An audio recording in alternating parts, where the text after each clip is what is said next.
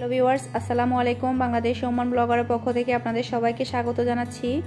আশা করছি আপনারা সবাই ভালো আছেন। আলহামদুলিল্লাহ, আমিও ভালো আছি। আজকে আমি আপনাদের সাথে আমার দুপুরের খাবার মেনুটা শেয়ার করব। আজকে হচ্ছে শুক্রবার, এখন হচ্ছে সময় 10:30 বাজে। আজকে আমি দুপুরে রান্না করব গরুর মাংস দিয়ে বিরিয়ানি। আমি কিভাবে গরুর মাংস দিয়ে বিরিয়ানিটা রান্না করি সেটাই আজকে আমি আপনাদের সাথে শেয়ার করব। আশা করছি আপনাদের কাছে ভালো লাগবে। আমার পদ্ধতিতে আপনারা বিরিয়ানিটা রান্না করতে পারেন, আশা করছি আপনাদের কাছে ভালো লাগবে। এখন আমি সবগুলো মাংসকে ছোট ছোট করে কেটে নিব। খুব বেশি ছোট করব না, একটু মাংসগুলো বড় ছিল তাই আমি 2 ভাগ করে কেটে নিচ্ছি। আমি সকালবেলা নাস্তাটা করে এরপর হচ্ছে ঘরের মধ্যে বাকি কাজটা সেরে নিয়েছি। এখন আমি রান্নার প্রিপারেশন নিচ্ছি। আমার মেয়ে হচ্ছে এখনও ঘুমাচ্ছে, কারণ ওর স্কুল নেই, তাই আমি ওকে ডাকছি না। ও ঘুম থেকে ওঠার পরে হচ্ছে ওকে আমি নাস্তা দিব। ও ঘুম থেকে ওঠার পরে 2টা কথা বলে, সেটা হচ্ছে প্রথম কথা বলবে ওর বাবা কোথায়, এরপরে দ্বিতীয় কথা বলবে সেটা হচ্ছে আমাকে কার্টুন ছেড়ে দাও। ও এরপর হচ্ছে কিছুক্ষণটা কার্টুন দেখবে, এরপর হচ্ছে ব্রাশ করবে। এ হচ্ছে আমার মেয়ের কন্ডিশন। মাংসগুলো কাটা শেষ, এখন আমি মাংসগুলোকে খুব ভালোভাবে ধুয়ে নিব।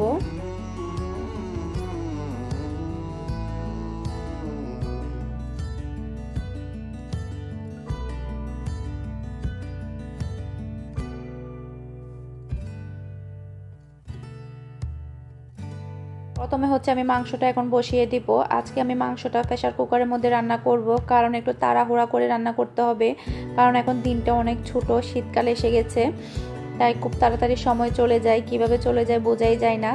এখন আমি পর্যাপ্ত পরিমাণ তেল দিয়ে দিয়েছি, এর মধ্যে আমি গরম মশলাগুলো দিয়ে দিব। অনেকেই মনে করে প্রেসার কুকারের মধ্যে রান্না করলে নাকি মাংসটা টেস্ট হয় না, কিন্তু আমি সব সময় প্রেসার কুকারের মধ্যে মাংসটা রান্না করে থাকি, খুবই টেস্ট হয়। আসলে একটু পদ্ধতি জানলে কিভাবে রান্না করতে হয়, তাহলে কিন্তু একদম পারফেক্টভাবে প্রেসার কুকারের মধ্যে মাংসটা খুবই টেস্টিভাবে রান্না করা যায়। আজকে আমার পদ্ধতিটা আপনারা ফলো করে রান্না করে দেখবেন, যারা মনে করে যে প্রেসার কুকারে রান্না করলে মাংসটা টেস্ট হয় না। আশা করছি আপনাদের কাছে ভালো লাগবে। আমি অলওয়েজ প্রেসার কুকারের মধ্যে মাংসটা রান্না করে থাকি, কারণ গরুর মাংস রান্না করতে গেলে অনেক টাইম লাগে, তাই আমি প্রেসার কুকারের মধ্যে মাংসটা রান্না করি। এখন আমি দিয়ে দিচ্ছি রসুন বাটা, এরপর দিয়ে দিব হচ্ছে আদা বাটা। আমি পেঁয়াজটাকে একটু ভেজে নিয়েছি, জাস্ট একটু নরম করে। এখন আমি আদা রসুনটাকেও একটু ভেজে নেব, যাতে করে মশলার মধ্যে কাঁচা ফ্লেভারটা না থাকে।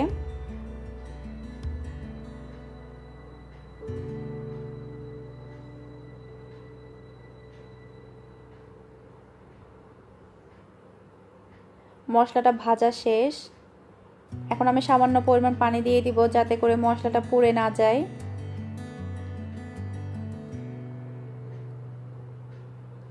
দিয়ে দিচ্ছি ধনে গুঁড়া,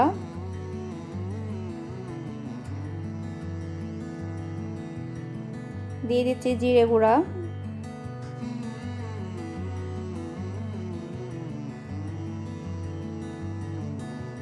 দিয়ে দিচ্ছি মরিচের গুঁড়া, তারপরে দিয়ে দিব গরম মশলা গুঁড়া, তারপরে দিয়ে দিব স্বাদ মতো লবণ। আমি বিরিয়ানি রান্না করার সময় হলুদ ইউজ করি না, আমার কাছে হলুদ বিরিয়ানিটা ভালো লাগে না। আমি আজকে বিরিয়ানির মশলা দিয়ে বিরিয়ানিটা তৈরি করব।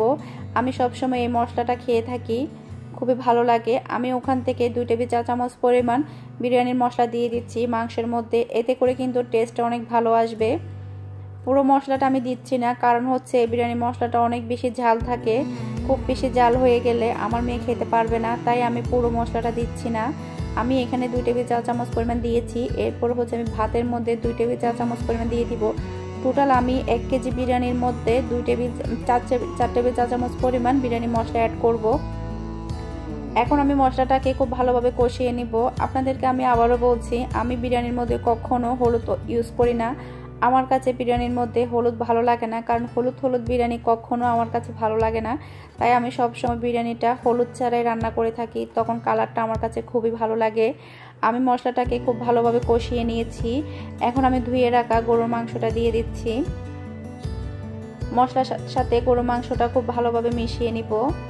এরপর হচ্ছে আমি ঢাকনা দিয়ে ঢেকে রাখবো, যাতে করে একটু পানিটা ছেড়ে দেয়, কারণ মাংস থেকে কিন্তু অনেকটা পানি বের হয়, তাই আমি কোনো এক্সট্রা পানি দিব না।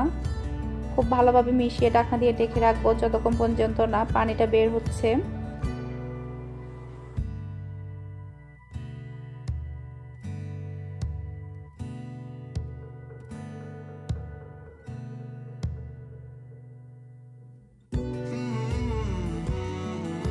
6 থেকে 7 মিনিট পর দেখুন মাংস থেকে যথেষ্ট পরিমাণ পানি বের হয়ে গিয়েছে। আমি কোনো এখানে এক্সট্রা পানি দিইনি, সবগুলো পানি কিন্তু মাংস থেকে বের হয়েছে। এখন আমি মাংসটাকে খুব ভালোভাবে কষিয়ে নিব যতক্ষণ পর্যন্ত না তেলটা বের হয়ে আসছে। এই মাংসটা কষানো খুব বেশি জরুরি। মাংসটা যত বেশি ভালোভাবে কষানো হবে মাংসটা কিন্তু তত বেশি টেস্টি হবে। এদিকে হচ্ছে মিহি ঘুম থেকে উঠে গিয়েছে, এখন আমি ওর জন্য নাস্তাটা রেডি করব। আমি আজকে ওকে নাস্তা দিব ওটস দিয়ে দুধ, তারপর হচ্ছে একটা কলা কেটে দিচ্ছি। এটা খুবই স্বাস্থ্যকর একটা নাস্তা, এটা আমরাও সবসময় খেয়ে থাকি। আমরা অনেক সময় আপেল দিয়েও খেয়ে থাকি কলার মধ্যে, খুবই ভালো লাগে। এটা খুবই স্বাস্থ্যকর, আপনারা সবসময় এটা খেয়ে দেখবেন। তারপর হচ্ছে বাচ্চাদের জন্য এটা তো খুবই স্বাস্থ্যকর, বাচ্চারাও খেতে পারে বড়রাও খেতে পারে। আমি এখন ওকে খাইয়ে দিব। এরপর হচ্ছে মিহি তো আপনাদেরকে বলেছিলাম ঘুম থেকে ওঠার পরেই বলবে আমার আব্বু কোথায়, তারপরে বলবে আমাকে কার্টুন ছেড়ে দাও। এরপর অনেকক্ষণ টিভি দেখবে, এরপরে সে ব্রাশ করবে। এখন আমি ওকে নাস্তাটা করিয়ে দিব। এদিকে আমার মাংসটা খুব ভালোভাবে কষানো হয়ে গিয়েছে। আমি মাংসটাকে খুব ভালোভাবে কষিয়ে নিয়েছি, তেলটাও সম্পূর্ণভাবে বের হয়ে গিয়েছে।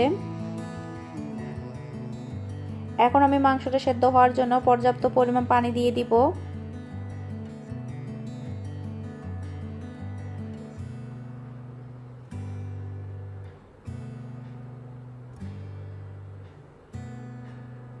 পানিটা মাংসের সাথে খুব ভালোভাবে মিশিয়ে নিব। এরপর হচ্ছে আমি প্রেসার কুকারের ঢাকনাটা লাগিয়ে নিব।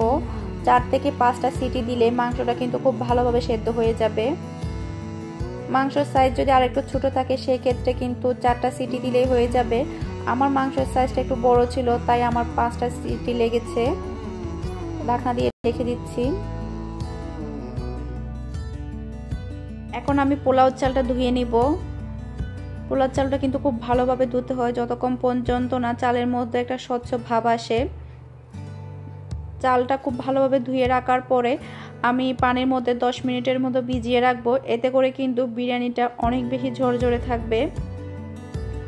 আপনারা চেষ্টা করবেন বিরিয়ানিটা রান্না করার আগে, পোলাও বিরিয়ানি যেটাই রান্না করেন না কেন, পোলাও চালটাকে 10 মিনিট আগে ভিজিয়ে রাখবেন। এরপরে হচ্ছে একটা ঝাঁঝরির মধ্যে পানিটা ছেঁকে পানিটা সম্পূর্ণভাবে ফেলে দিবেন।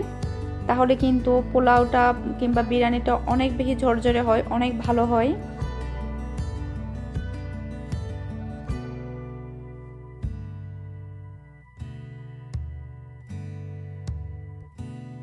এদিকে আমার মাংসটা হয়ে গিয়েছে। আমি টোটাল 5টা সিটি দিয়েছি মাংসটা সেদ্ধ হওয়ার জন্য। একদম খুব ভালোভাবে মাংসটা সেদ্ধ হয়ে গিয়েছে।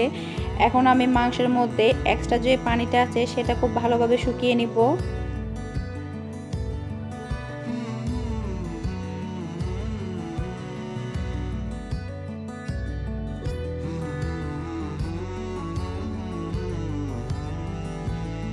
মাংসের মধ্যে থেকে সম্পূর্ণ পানিটা আমি শুকিয়ে নিয়েছি। দেখুন এখন মাংসের মধ্যে কোনো প্রকারের পানি নেই, তেলটাও সম্পূর্ণভাবে বের হয়ে গিয়েছে। এখন আমি বিরিয়ানিটা তৈরি করার জন্য একটি প্যানের মধ্যে পর্যাপ্ত পরিমাণ তেল দিয়ে এর মধ্যে আমি এখন গোটা মশলাগুলো দিয়ে দিচ্ছি। তেজপাতা, লং, এলাচি, দারচিনি, গোলমরিচ। এখন আমি দিয়ে দিব পেঁয়াজ কুচি। এখন আমি পেঁয়াজটাকে হালকা ব্রাউন কালার করে ভেজে নিব।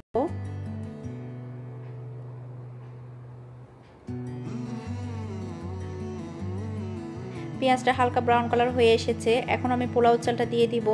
পোলাও চালটাকে আমি 10 মিনিট পরেই কিন্তু আমি ঝাঁঝরির মধ্যে ঢেলে নিয়েছিলাম যাতে করে পানিটা সম্পূর্ণভাবে ঝরে যায়।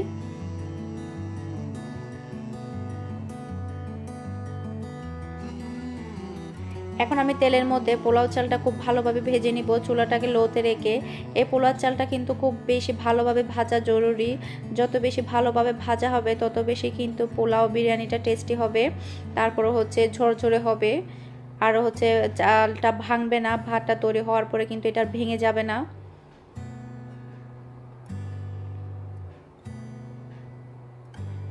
এটা আমার ভাজা শেষ, খুব ভালোভাবে ভেজে নিয়েছি। এখন আমি দিয়ে দিব পর্যাপ্ত পরিমাণ পানি। আমি যে কাপের মধ্যে চালটা মেপেছিলাম সেই কাপের মধ্যে পানিটা দিব। আজকে আমি টোটাল 3 কাপ চাল নিয়েছিলাম, সেজন্য আমি এই কাপের মধ্যেই চালটা মেপেছিলাম। আমি এখন এই কাপের মধ্যে 6 কাপ পরিমাণ পানি দিয়ে দিব। তার মানে হচ্ছে যতটুকু চাল তার ডাবল হচ্ছে পানি। পানিটা মেপে দেওয়ার চেষ্টা করবেন, এতে করেও কিন্তু এটা একদম পারফেক্ট হবে। পানিটা বেশি হবে না, কমও হবে না। পর্যাপ্ত পরিমাণ লবণ দিয়ে দিয়েছি। এখন আমি আরও 2 টেবিল চা চামচ পরিমাণ বিরিয়ানি মশলা দিয়ে দিব। টোটাল আমি এখানে 4 টেবিল চা চামচ পরিমাণ বিরিয়ানি মশলা ইউজ করেছি। আপনারা চাইলে পুরো একটা প্যাকেটও ইউজ করতে পারেন, যে প্যাকেটটা আপনাদেরকে দেখিয়েছিলাম, কিন্তু আমি দিচ্ছি না, খুব বেশি জাল হয়ে যায়, বিদায় আমি একটু কমিয়ে দিলাম। এখন আমি পর্যাপ্ত পরিমাণ এখন আমি কাঁচামরিচ দিয়ে দিব। এরপর হচ্ছে আমি ঢাকনা দিয়ে রেখে দিব কয়েক মিনিটের জন্য। কয়েক মিনিট পর দেখুন পানিটা অনেকটা শুকিয়ে এসেছে। এখন আমি রান্না করা মাংসটা দিয়ে দিব। আপনারা আমার রেসিপিটা ফলো করে বাসায় ট্রাই করতে পারেন, ইনশাল্লাহ অনেক টেস্টি হবে। আজকে আমার বিরিয়ানিটা অনেক টেস্টি হয়েছিল। আমার মেয়ে খাওয়ার পরে বলছে, আজকে আম্মু তোমার বিরিয়ানিটা অনেক টেস্টি হয়েছে। ও নিজের হাতে খেয়েছে, বলছে খুব বেশি জাল হয়নি। আমি বিরিয়ানি রান্না করলে একটাই কমপ্লেন থাকে, ওর খুব বেশি জাল হয়, ও খেতে পারে না। আজকে আমি বিরিয়ানি মশলাটা একটু কম দেওয়ার কারণে ঝালটা বেশি হয়নি, ও খেতে পেরেছে। এখন আমি মাংসটা ভাতের সাথে খুব ভালোভাবে মিশিয়ে নিব।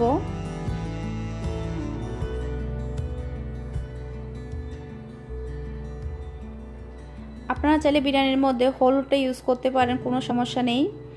এখন আমি ঢাকনা দিয়ে ঢেকে রাখবো 20 মিনিটের মতো। চুলাটাকে লোতে রেখে এটাকে দমে রাখবো। এর মধ্যে কিন্তু এটা পারফেক্টভাবে হয়ে যাবে।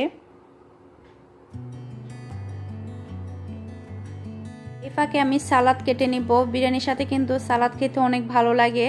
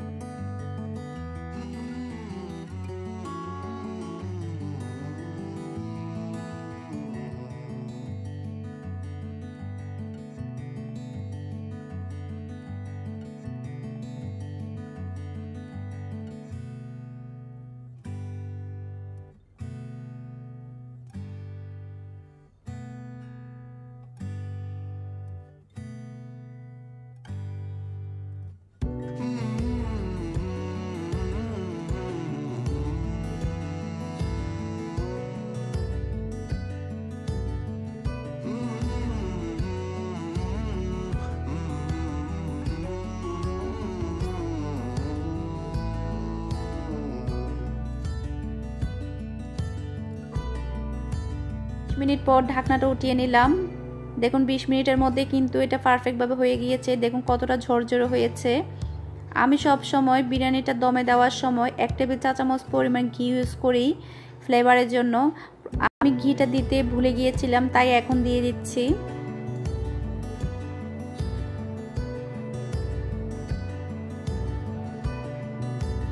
দেখুন বিরিয়ানিটা কতটা ঝরঝরে হয়েছে, দেখেই নিশ্চয়ই বুঝতে পারছেন। বিরিয়ানি ঝরঝরে হওয়ার কিছু টিপস থাকে, আজকে আমি যেভাবে করেছি সেম ভাবে যদি আপনারা ফলো করে তৈরি করেন, ইনশাল্লাহ আপনাদের বিরিয়ানিটাও এরকম ঝরঝরে হবে।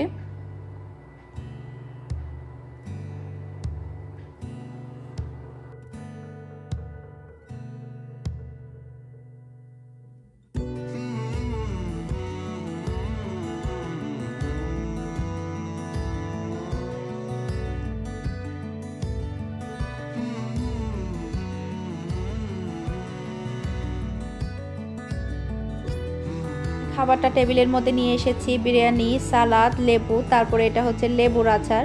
এটা আমি নিজেই তৈরি করেছি। বিরিয়ানির সাথে, পোলাওর সাথে, মাংসের সাথে লেবুর আচারটা খেতে কিন্তু অসম্ভব ভালো লাগে। যে কোনো আচার খেতেও ভালো লাগে, কিন্তু আমার কাছে লেবুর আচারটা ছিল, আজকে লেবুর আচার দিয়ে খাবো। বিকেলবেলা মিহিকে নিয়ে একটু বাহিরে বের হয়েছি। ওর ফ্রেন্ডও আছে, সাইকেল চালাবে বলছে। এখন হচ্ছে সময় 5টা বাজে। ও একটু সাইকেল চালাবে বলছে, তাই ওর সাথে বের হলাম, কারণ একা তো বের হতে পারবে না। মাঝে মধ্যে বের হই, খুব বেশি সময় পাই না বের হওয়ার জন্য। আর তারপর হচ্ছে ও তো 5:30 দিকে তো প্রাইভেটে যায়, এজন্য সময় পাই না। আজকে শুক্রবার বিদায় সময় পেলাম, তাই এটা আর মিস করলাম না, ওকে নিয়ে বের হয়ে গেলাম।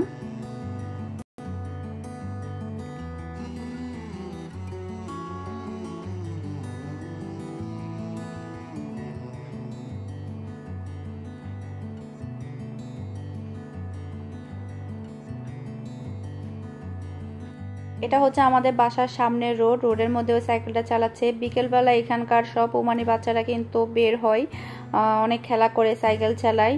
ওমানিরাও কিন্তু ঘরের সামনে কিন্তু বসে, ওরা আড্ডা দেয়, তারপর হচ্ছে গাওয়া খায়, তারপর হচ্ছে খেজুর খায়। আমাদেরকে দেখলে আমাদেরকেও ডাকে, কিন্তু খুব বেশি কথা হয় না ওদের সাথে, কারণ আরবি জানি না, এটাই হচ্ছে একটা প্রধান কারণ, খুব বেশি কথা বলতে পারি না। আশা করছি আমার আজকের ব্লগটা আপনাদের কাছে ভালো লেগেছে। আমার ব্লগ যদি আপনাদের কাছে ভালো লেগে থাকে প্লিজ আমার চ্যানেলটি সাবস্ক্রাইব করবেন, পাশে থাকা বেল আইকনটি অন করবেন। আরও একটি ভিডিও নিয়ে হাজির হয়ে যাব, সেই পর্যন্ত ভালো থাকবেন। আল্লাহ হাফেজ।